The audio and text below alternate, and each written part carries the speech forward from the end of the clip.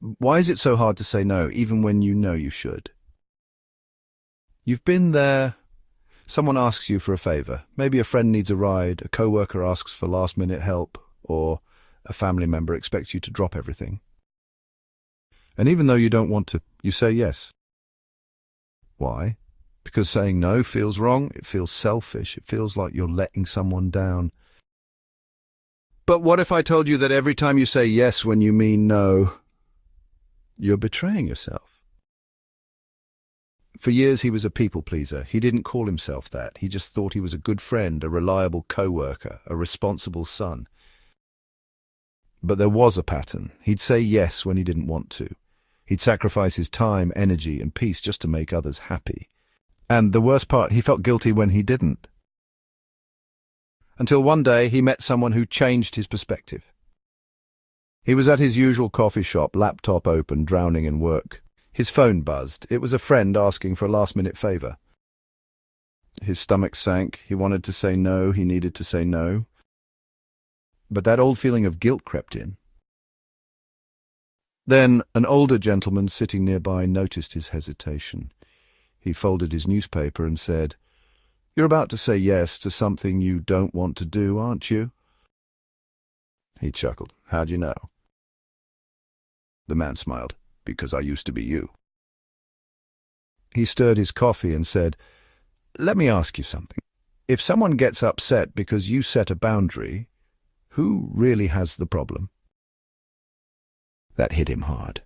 For the first time he saw it differently. The problem wasn't him saying no, it was that some people only valued him when he said yes. That night he made a decision. He was going to stop feeling guilty for protecting his peace.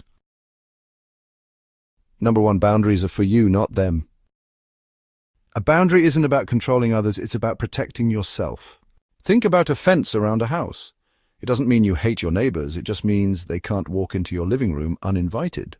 Likewise, when you set a boundary, you're not being rude, you're just saying, here's how you can treat me. If you can't respect that, we have a problem. Number two, no is a full sentence. Most people over-explain their boundaries. They feel like they have to justify their no. "I'd love to help, but I have so much going on. I really don't have time. Maybe next time." But the moment you explain, you invite negotiation. Instead, try this. "I can't do that, but I hope you find a solution. I'm not available for that." No extra words, no apologies. Number three, the right people will respect your boundaries. Here's the hardest truth. People who get mad at you for setting boundaries are the ones who benefited from you having none. Healthy people respect boundaries. Unhealthy people resist them. And when you start enforcing them, you'll quickly see who's really for you and who just liked what you could do for them. Take a second. When was the last time you said yes when you really wanted to say no? What would happen if you set just one boundary today? Who in your life makes you feel guilty for protecting your peace? It's time to flip the script. Boundaries aren't about pushing people away, they're about making space for the right people. And if someone leaves because of your boundaries, they were never meant to stay. If setting boundaries feels uncomfortable, that's because you're finally putting yourself first. And that's not just okay, it's powerful.